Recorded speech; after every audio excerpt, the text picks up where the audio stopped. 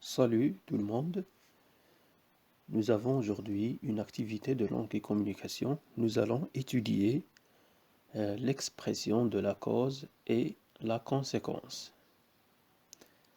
Alors prenons l'exemple de la phrase suivante. Fernande ne répond pas parce qu'elle est morte. À votre avis, pourquoi Fernande ne répond pas? Fernande ne répond pas parce qu'elle est morte. Alors nous avons une phrase principale, Fernande ne répond pas, et une deuxième phrase, seconde phrase, subordonnée de cause, parce qu'elle est morte. Alors ici, la relation entre la première phrase et la deuxième phrase, c'est une relation de cause. La deuxième phrase exprime la cause. Une subordonnée de cause est une subordonnée qui indique la raison pour laquelle s'accomplit une action. Elle indique la raison pour laquelle l'action s'accomplit. C'est pourquoi on pose la question pourquoi. Alors pour chercher la cause, on se pose la question pourquoi.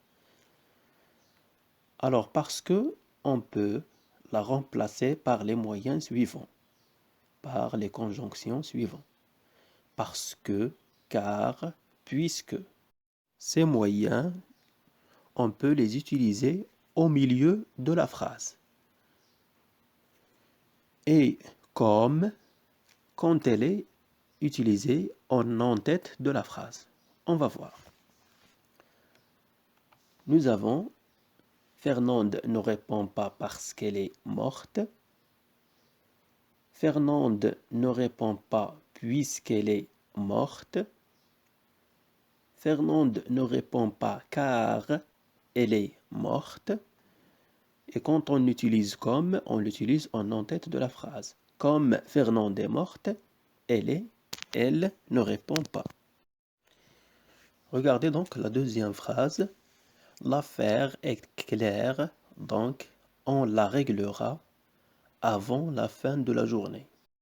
Quel est le résultat ou quelle est la conséquence? La relation entre la phrase principale, l'affaire est claire, et la seconde proposition est une relation de conséquence. Parce qu'on a utilisé la conjonction donc.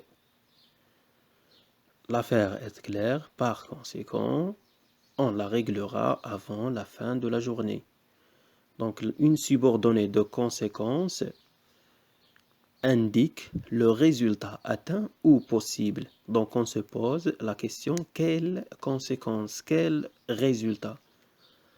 Alors, on peut utiliser aussi les moyens au point que, si bien que, tellement plus adjectif plus que, assez plus adjectif plus que, et aussi le moyen si.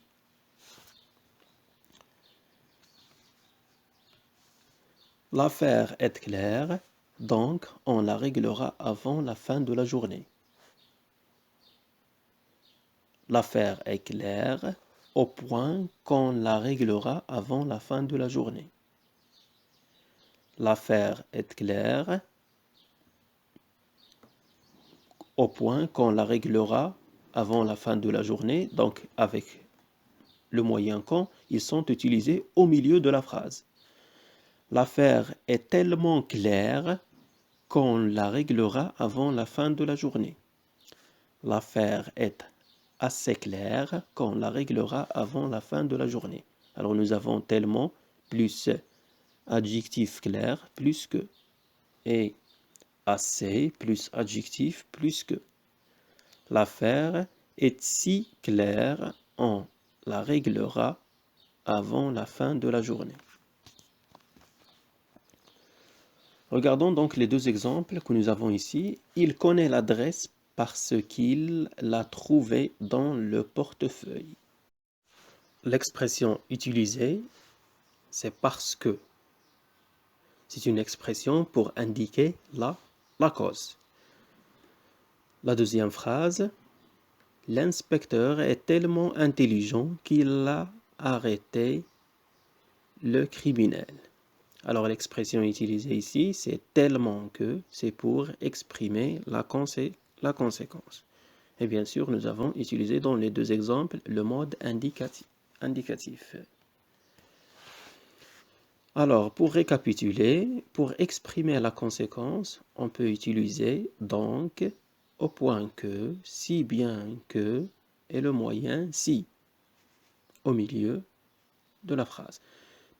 On peut utiliser aussi tellement plus adjectif plus que, assez plus adjectif plus que.